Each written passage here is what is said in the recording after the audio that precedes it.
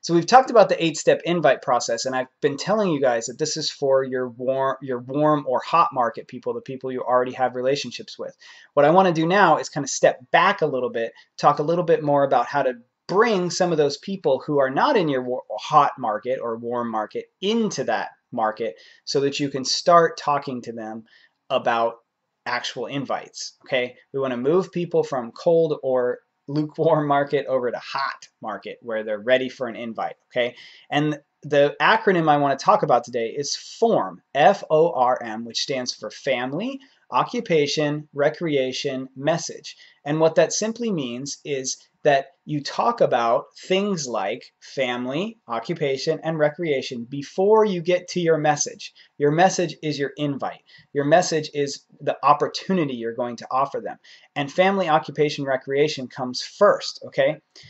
So, your mindset when having conversations with people is that you're trying to actually genuinely get to know them and create a relationship with them. Form helps with that by helping you remember the major areas of conversation: family, occupation, recreation. Think about any, conversation you could have with someone. Most of the stuff you're going to have falls under one of those categories. Recreation is kind of a catch-all for everything that's not family or occupation, right?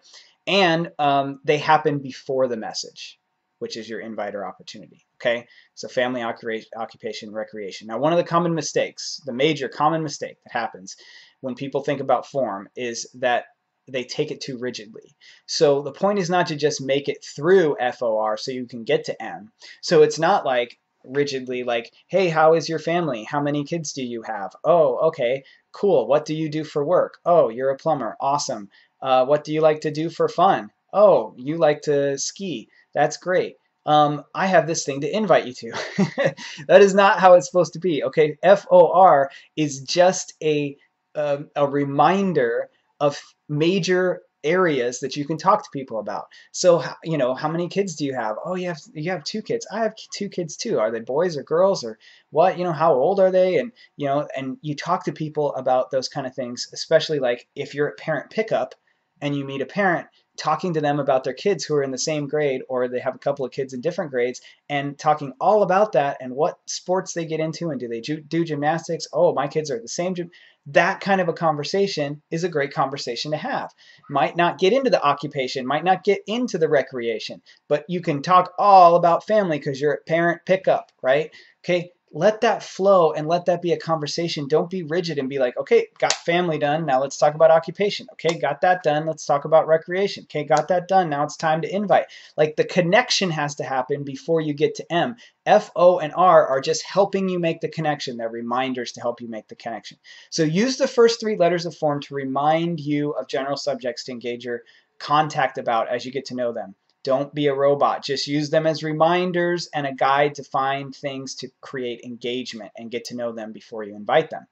Okay, you don't have to make it through all 3 subjects before getting to M. There's no perfect set of steps that I can give you for each conversation. If a conversation about family brings a related subject and you feel good about the invite, like if you're at parent pickup, you're talking to this new parent, everything's going really well, you're getting to know them, and something comes up about Beachbody, and they say, oh, I do P90X, I do this, I do that, I'm a Beachbody fanatic, you might be right there ready to invite. At that point, you haven't talked about occupation, you haven't talked about recreation, it might be the time for the invite. I don't know. It's different for each conversation. If it feels forced or awkward to do the invite at that point, then don't do it, right? If it feels like it's out of the blue, then don't do it. If you can't relate it to something you've been talking about or it doesn't feel right to you, then just continue the F, O, and R. But you do also have to be a little bit bold. Don't say I never can get to the M, okay? Now, so when the time is right, you use some form or variation of the 8-step invite process. It may not be exactly rigid. Nothing in this is rigid. It flows with conversations, and that's how you bring your message.